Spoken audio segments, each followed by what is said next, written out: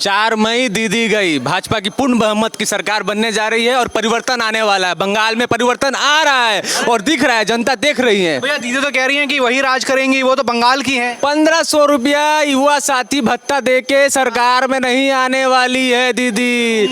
ये घूस दे के दीदी नहीं आएगी। रोजगार तो उन्होंने दिया नहीं, 15 साल में रोजगार उन्होंने दिया नहीं। जनता ने उन्हें वोट दिया था कि रोजगार लाएगी। हावड़ा में एक भी इंडस्ट्री नहीं है अभी, सब सारे के सारे बंद हो चुके हैं। एक समय में हावड़ा में बहुत सारे इंडस्ट्री थे। यहाँ के लोग अभी बिहार में जाते हैं काम करने, बंगाल छोड़ छोड़ के जा रहे हैं, दिल्ली बॉम्बे जा रहे हैं, रोज बॉम्बे जा रहे हैं काम करने। कहाँ है बंगाल? पहले बिहार से लोग बंगाल में आते थे काम करने, रोजगार करने। बंगाल में कोई रोजगार नहीं है। 4 मई दीदी गई। 4 मई दीदी गई, लेकिन कह रही हैं दीदी थी, ममता बनर्जी कहती हैं बीजेपी आएगा तो और खतरनाक बंगाल हो जाएगा, हिंदू मुस्लिम को बीजेपी लड़ाएगा, सब दंगा करेगा। बीजेपी शासित राज्यों में आपने देखा है क्या रोजगार दे रहे हैं? देखिए दिल्ली में, अभी दिल्ली प्रदेश में हमारा रोजगार दे रहे हैं, दिल्ली में हमारा सरकार बनी, आपका बिहार में अपना पूर्ण सरकार है, यूपी में योगी मॉडल है। देखिए हम आएंगे तो रोजगार देंगे और परिवर्तन ला के नियम कानून से, लॉ एंड ऑर्डर से सरकार चलेगी। वोट चोरी को लेकर तो ममता बनर्जी कह रही हैं आंदोलन करूंगी, वोट चोरी करती है बीजेपी, तो वोट चोरी करके जीत रही है। राहुल गांधी कहते हैं, टीएमसी, इंडिया अलायंस सब ये कहता है। वोट चोरी? जिसका बाप 40 साल का, बेटा है 39 साल का, ये कहाँ का है वोट चोरी? ये जो वोट चोरी तो दीदी कर रही थी। इलेक्शन कमीशन जब एसआईआर में लोगों का नाम जब जांच किया गया तो देखा गया कि एक औरत के 359 बच्चे, 359 बच्चे, 359 बच्चे, 300 पार, 359 बच्चे। हमारे बीजेपी के राज्य सभापति सौमिक भट्टाचार्य ने कल बोल रहे थे, मैं सुन रहा था कि एक औरत के 359 बच्चे। एसआईआर में जिन लोगों का नाम कटा है सारे के सारे बांग्लादेशी हैं, जिनका 2-2 वोटर कार्ड, 4-4 वोटर कार्ड, यहाँ भी वोट वहाँ भी वोट, इसलिए नाम कटा है। लेकिन दीदी कह रही है वो तो बंगाल के लोग ही हैं, बंगाल के लोगों के लिए खतरा था एसआईआर। बंगाल के लोगों को खतरा नहीं था, बांग्लादेशियों को बसाने का सिस्टम चल रहा था। बांग्लादेशियों को बसाने का, बंगाल को बांग्लादेश बनाने का ये षड्यंत्र चल रहा था। उसको एसआईआर के माध्यम से केंद्र सरकार ने रोका है, इलेक्शन कमीशन रोका है। बंगाल में चुनाव डिक्लेयर हुआ, अखिलेश यादव से पूछा गया कि क्या होगा बंगाल में और तमाम राज्यों में, उन्होंने तो कहा कि दीदी जीत गई, ममता बनर्जी वापस आएंगी। टोटी चोर क्या कहेंगे? यूपी में योगी मॉडल देखें, टोटी चोर कुछ नहीं कहेंगे। टोटी चोर को कहने दीजिए। यूपी में योगी मॉडल चल रहा है, योगी राज्य चल रहा है। देखिए योगी सरकार, यूपी में सरकार देख लीजिए, नंबर 1 पे है लॉ एंड ऑर्डर के मामले में। बंगाल में लॉ एंड ऑर्डर क्या है? पिलखाना में गोली, दिन दहाड़े गोली मार के चला जाता है। इसी पिलखाना में, नॉर्थ हावड़ा में दिन दहाड़े गोली मार के चला जाता है। क्या है लॉ एंड ऑर्डर? तो क्या योगी जैसे सीएम की दरकार है? यस, बंगाल में भाजपा की सरकार बनेगी, योगी जैसे सीएम की दरकार है। आप देखिएगा law and order, law and order. क्या उम्मीद है बीजेपी से? लॉ एंड ऑर्डर तो आपने बोल दिया, और क्या लग रहा है कि बीजेपी आएगी तो एक काम होगा? पीएम मोदी से खासकर क्या उम्मीद है? कई बार बंगाल की बात करते हैं वो। दीदी का स्वास्थ्य साथी कार्ड आपने देखा है? यहाँ आयुष्मान भारत नहीं चलता है। स्वास्थ्य साथी कार्ड से हॉस्पिटल में इलाज नहीं होता है। विधायक साथी साथ नहीं दे रहा है, तभी तो आएंगे। मोदी राज आएगा तो आपका आयुष्मान कार्ड चलेगा, आयुष्मान कार्ड चलेगा, जो जॉब मिलेगा, लॉ एंड ऑर्डर ठीक होगा, विकास होगा, विकसित भारत में विकास, बंगाल का भी योगदान होगा, विकास होगा। महिला सुरक्षा को लेकर क्या है? यहाँ तो ममता बनर्जी कहती है 8 बजा तो लड़की अंदर, बाहर नहीं निकलना। नहीं, महिला सुरक्षा तो यहाँ है ही नहीं। दीदी पार्क स्ट्रीट कांड भूल गई क्या? आरजीकर मेडिकल कॉलेज कांड भूल गई क्या? आसनसोल भूल गई क्या? दीदी बोलती है 8 बजे के बाद ना निकलो। यहाँ बंगाल में खतरा है, खतरा। यूपी में देख लीजिए 12 बजे रात में भी आप निकल सकते हैं। भाजपा की सरकार बनेगी तो यहाँ की महिलाओं को सुरक्षा मिलेगा, और 12 बजे क्या 1 बजे रात में भी निकलेगी। लेकिन भत्ता तो मिल रहा है और विक्टिम को पैसा भी तो दे रही है दीदी। 1500 रुपया लक्ष्मी भंडार देने से भत्ता से हमारी सुरक्षा चाहिए। महिलाओं को सुरक्षा चाहिए, ना कि भत्ता चाहिए। भत्ता नहीं चाहिए। ये युवा साथी बोल के 1500 रुपया युवा को दे रही है, युवा को भत्ता नहीं चाहिए, नौकरी चाहिए, नौकरी चाहिए, रोजगार चाहिए। इस बार की स्थिति बहुत अच्छी होगी क्योंकि उमेश भैया को टिकट मिल चुका है, और इस बार जितने गौतम चौधरी के गुंडे थे जो आज भी साथ में हैं, मैं यही चाहता हूँ इलेक्शन कमीशन को बोलना आपके माध्यम से कि जितने गुंडे हैं सबको जेल के अंदर रखें, क्योंकि इलेक्शन के दिन 21 में भी 4 बजे भोर से लोग बम मारते हैं। 4 बजे भोर से पूरा हावड़ा एसी मार्केट, आपका ओडियापाड़ा, नंदी बागान, रोजमेरी लाइन, किंग्स रोड पूरा डिस्टर्ब करते थे। जहाँ जहाँ हिंदू वोटर हैं इतने बम गोली चलाते हैं कि वोटर डर से उतर नहीं पाते हैं। मैं इलेक्शन कमीशन से चाहता हूँ, निवेदन करता हूँ आपके माध्यम से कि वो कुछ ना कुछ कार्रवाई करें। अच्छा, 4 मई को क्या होने वाला है? क्योंकि सुन लीजिए, 2 चरणों में चुनाव है, 23 अप्रैल, 29 अप्रैल और 4 मई को परिणाम है। आप लोग 29 अप्रैल को मतदान करने जाएंगे, सभी जो बंगाल के आम लोग हैं। उसके बाद क्या होगा 4 मई को? 4 मई को भारतीय जनता पार्टी जीत रही है। 4 मई के बाद पश्चिम बंगाल की लॉ एंड ऑर्डर सुधरेगी। सारे बीजेपी आएगी? 100% बीजेपी आएगी। ममता बनर्जी क्या करेंगी? ममता बनर्जी जाएगी अब अपना बांग्लादेश जाएगी। हाँ, बांग्लादेश का स्लोगन लगाते हैं ना, जय बांग्ला जय बांग्ला, बांग्लादेश जाएगी अब वो। उनका समय आ गया है। वो तो कह रही है बीजेपी तो वोट चोरी करके जीतती है। अच्छा, एक बात बताइए, कॉमन सेंस का बात है, मृत्यु वोटर और शिफ्टिंग वोटर वो चोरी कहाँ से करेगा? वो चोरी कहाँ से करेगा? अच्छा, मरा हुआ आदमी कोई वोट देता है? मरा वो लोग क्या करता है, मरा हुआ आदमी का वोट मारता है, फॉल्स वोट मारता है। हर जगह फॉल्स वोट मारता है। हम लोग के जितने पार्टी के कार्यकर्ता अगर बैठते हैं बूथ में, उन लोगों को मारा जाता है, बूथ के अंदर मारा जाता है। मैं आपसे और रिक्वेस्ट करना चाहता हूँ, लॉ एंड ऑर्डर सुधारे ममता बनर्जी, नहीं तो इलेक्शन कमीशन, हम लोग यही चाहते हैं, इलेक्शन कमीशन से रिक्वेस्ट करना चाहते हैं। अच्छा, आप तो संत हैं, इस बार किसकी तरफ आशीर्वाद जा रहा है? भारतीय जनता पार्टी की तरफ जा रहा है, उमेश राय जी की तरफ जा रहा है। उत्तर हवड़ा से उमेश राय जी जीतेंगे, क्योंकि जनता के साथ वो हमेशा रहे हैं, जनता की सेवा में रहे हैं और उनकी जीत इस बार जरूरी है। जो अभी विधायक हैं 2021 से जो जीत के आए थे, क्या काम किया विधानसभा में?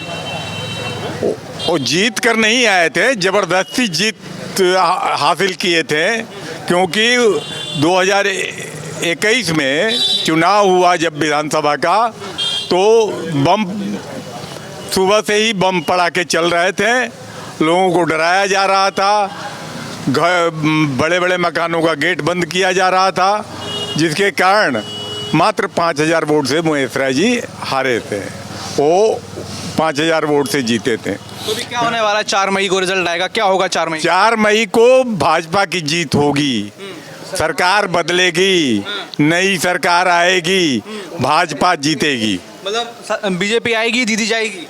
दीदी जाएगी। क्या करेगी फिर दीदी, क्या करेंगी ममता बनर्जी?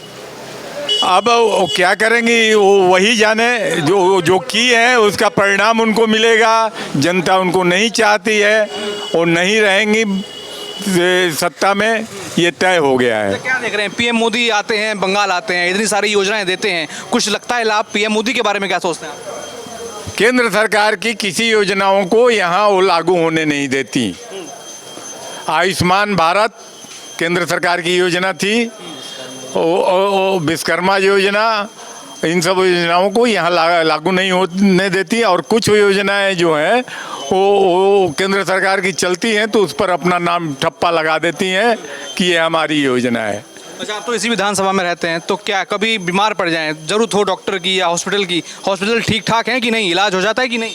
नहीं, यहाँ स्वास्थ्य व्यवस्था एकदम बहुत ही खराब है। स्वास्थ्य व्यवस्था यहाँ शुरू से ही रहा और इनके समय में और खराब हो गया। तो क्या फिर लगता है इस बार बीजेपी परिवर्तन का पूरा माहौल है? पूरे पश्चिम बंगाल में परिवर्तन का माहौल है। लोग चाहते हैं कि ये जल्दी ये तृणमूल की कांग्रेस की सरकार जाए और भाजपा आए। क्या नाम है जी आपका? रितेश मलिक। रितेश मलिक। अच्छा, क्या लग रहा है माहौल इस बार पश्चिम बंगाल की बात की जाए तो क्या माहौल है? इस बार बीजेपी का माहौल है, क्योंकि बंगाल पे तो काम हुआ ही नहीं है, समझिए, यहाँ पे लॉ एंड ऑर्डर फेल है। अच्छा, यहाँ जो पहले विधायक थे टीएमसी के, कुछ काम उन्होंने किया कि नहीं किया? कुछ भी नहीं, कुछ भी नहीं। आज 5 साल होने को चला, आज इलेक्शन है तो आज काम कर रहा हूँ।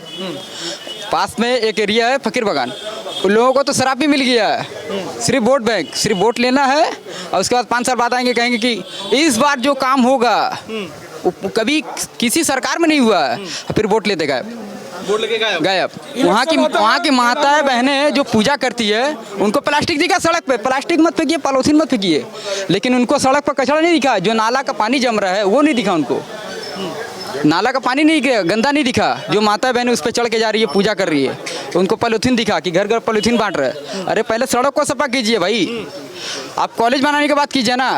आप गुंडा के साथ घूम रहे हैं, गुंडे की नीति अपना रहे हैं। अच्छा, क्या कमी रह गया इतने 5 सालों में इस हावड़ा क्षेत्र की बात करूं, इस विधानसभा की, क्या क्या रह गया है, क्या काम नहीं किया विधायक ने? विधायक ने सड़क नहीं बनाया, कॉलेज नहीं बनाया है, यहाँ पे बच्चे के खेलने के लिए ना कोई तैयारी के लिए कोई बड़ा ये आपका मैदान है, ना यहाँ पे कंप्यूटर क्लासेस है, ना यहाँ पे कोई अच्छा गर्ल्स कॉलेज है, कुछ भी नहीं।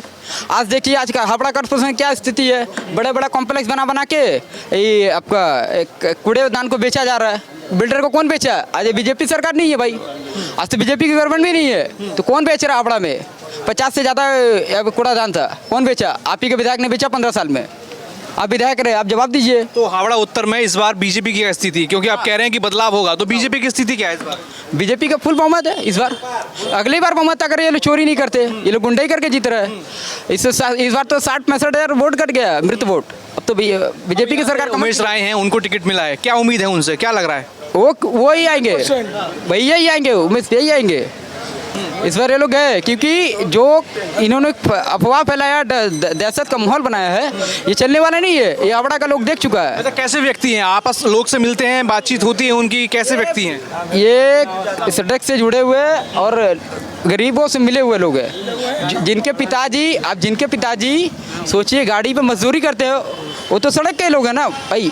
आज उस मुद्दे पे पहुंचा है, उस मुकाम पे पहुंचा है, तो अपने मेहनत के मुकाम पे पहुंचा है, जनता ने पहुंचाया है, जनता ने पहुंचा है। वो अपने से एमएलए नहीं बने, जनता ने चुना उनको, क्योंकि जनता चाहती है कि वो विकास करे और वो आए।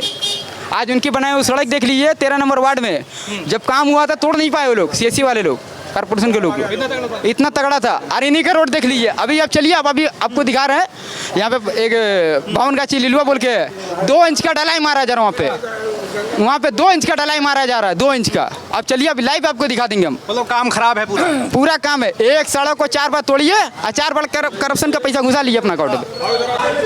ठीक है, क्या कहेंगे, आज टिकट कंफर्म हुआ है, जो बंगाल का पूरा नेतृत्व है या बीजेपी का नेतृत्व है, क्या कहेंगे उनका? सबसे पहले तो मैं अपने पार्टी के सभी शीर्ष नेतृत्व को हृदय से आभार व्यक्त करता हूं, जो मेरे जैसे एक साधारण कार्यकर्ता, जिसको पार्टी ने पिछली बार भी मौका दिया था और मैं तृणमूल कांग्रेस के गुंडागर्दी के सामने मैं चुनाव हार गया। 5000 वोट से बम चलने के कारण, लोगों को दहशत में लाने के कारण, मकानों में ताला बंद करके लोकतंत्र का गला दबाकर तृणमूल कांग्रेस ने यहाँ विजय पाई थी।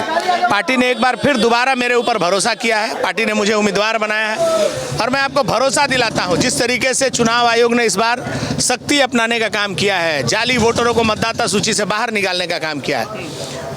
20-20 साल से मृत वोटरों का नाम मतदाता सूची में था, ऐसे हजारों लोग जो मरने के बाद भी हर साल मतदान करते थे, ऐसे लोगों का नाम मतदाता सूची से बाहर हुआ है। पार्टी ने मेरे ऊपर भरोसा किया और उत्तर हावड़ा की जनता मुझे अपने घर का बेटा समझती है और मैं उन्हीं के विश्वास पर खरा उतरने के लिए एक बार फिर मैदान में आया हूँ।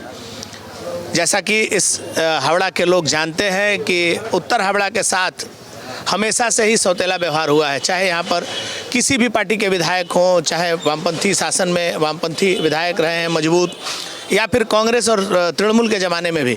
लेकिन उत्तर हावड़ा के इस बड़ी घनी आबादी को आज तक ना एक सरकारी अस्पताल मिला, ना एक सरकारी कॉलेज मिला, ना एक ITI इंस्टीट्यूट मिला, ना ही ढंग का कोई स्टेडियम मिला। तो उत्तर हावड़ा हमेशा से उपेक्षा का शिकार रहा है।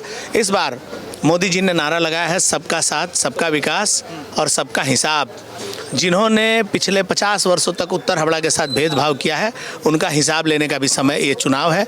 मुझे पूरा भरोसा है कि उत्तर हावड़ा की जनता भारतीय जनता पार्टी पर भरोसा रखेगी और पश्चिम बंगाल में भारतीय जनता पार्टी की सरकार बनेगी। 144 टिकट आज पहली लिस्ट में हुए, क्या लगता है 144 जो लिस्ट में नाम है, क्या वो सभी नामों पर जीत की मोहर लगेगी? देखिए, भारतीय जनता पार्टी ने कुछ सीटों को प्रायोरिटी लिस्ट में रखा था। जिन सीटों पर हमारे उम्मीदवार तय हैं, जिन सीटों पर हमारी स्थितियां अच्छी हैं, ये 144 सीटें जो आज पार्टी ने घोषित की थी, मुझे पूर्ण विश्वास है कि 144 में से 144 सीट भारतीय जनता पार्टी जीतेगी और प्रचंड बहुमत के साथ भारतीय जनता पार्टी पश्चिम बंगाल में सरकार बनाएगी। लेकिन क्या लग रहा है मैनिफेस्टो इस बार क्या रहेगा, क्षेत्र के लिए क्या काम करेंगे? देखिए, पश्चिम बंगाल का मैनिफेस्टो तो आपने देखा है, प्रधानमंत्री जी ने स्पष्ट कर दिया है कि महिलाओं की सुरक्षा बेरोजगारों को रोजगार। पश्चिम बंगाल में यहाँ नौकरियाँ बेची गई हैं पिछले दिनों में। महिलाओं की सुरक्षा का विषय पूरा देश ने देखा है। ना अस्पताल में डॉक्टर सुरक्षित है, ना लॉ कॉलेज में लॉ की छात्रा सुरक्षित है, ना नौकरी करके घर लौटने वाली महिला सुरक्षित है। तो महिला सुरक्षा सबसे पहला विषय। बिना भेदभाव के नौकरियाँ सबको मिलेंगी। मेरे विधानसभा का सबसे बड़ा मुद्दा है, मेरे विधानसभा में सरकारी कॉलेज बनेगा, मेरे विधानसभा में ITI इंस्टीट्यूट बनेगा, मेरे विधानसभा में नौजवानों को खेलने के लिए अच्छा उन्नत तकनीक का स्टेडियम बनेगा, मेरे विधानसभा का लॉ एंड ऑर्डर स्थिति सुधरेगा। पश्चिम बंगाल का मुख्य द्वार है हावड़ा स्टेशन। हावड़ा स्टेशन के आसपास की का जो हालात है वो बहुत ख़राब है। मेरा सपना है कि हावड़ा स्टेशन का स्थिति मैं बदलूं, और इसके लिए डबल इंजन की सरकार की आवश्यकता है, और वो डबल इंजन की सरकार बनने जा रही है। अच्छा, ममता बनर्जी बीजेपी को लेकर एक नैरेटिव फैलाती हैं कि गृह मंत्री अमित शाह और PM मोदी जो हैं बाहरी लोग हैं, बाहर के लोग हैं, यहाँ तो बंगाली ही रहेंगे या फिर बंगाल के लोग ही राज करेंगे, उनको बाहर का कहा जाता है। अब देश का प्रधानमंत्री तो जानबूझ के बंगाली नहीं बनाया जा सकता ना, वो तो देश जहाँ से जिताएगा वो होगा। ममता बनर्जी जी राजनीति करती हैं, क्षेत्रीय बात करती हैं, राष्ट्रीय स्तर का। उनके पार्टी के पास इतनी भी क्षमता नहीं है कि वो राष्ट्रीय स्तर पर किसी दूसरे प्रदेश में, उनका जहाँ दुकान खुला था वो भी बंद हो गया। आप मुझे बताइए यूसुफ पठान कौन है, शत्रुघ्न सिन्हा कौन है? अभी उन्होंने जो राज्यसभा से 2 सांसद भेजे हैं वो दोनों सांसद भी तो बाहर ही हैं। ममता बनर्जी जी को अपना बात बोलने का छूट है, लेकिन वो बाकी विषयों को नहीं समझती हैं। देश का प्रधानमंत्री, देश का गृह मंत्री पूरे देश का होता है, वो बंगाल का नहीं होता है। ममता बनर्जी जी के इन सारे सवालों का जवाब पश्चिम बंगाल की जनता 4 मई को देने जा रही है। 4 मई दीदी गई। तो नारा इस बार भी रहेगा कि 4 मई दीदी गई, पक्का। हावड़ा उत्तर विधानसभा, हावड़ा नॉर्थ विधानसभा में हम इस समय मौजूद थे। हमने दिखा यहाँ की स्थिति किस तरीके से जो लोग हैं वो कहीं ना कहीं यहाँ पर चाह रहे हैं कि इस बार बीजेपी आई और परिवर्तन होगा, और जो TMC की दूर नीति है उसके खिलाफ कहीं ना कहीं अब आम जनता खड़ी होकर यहाँ पर नजर आ रही है।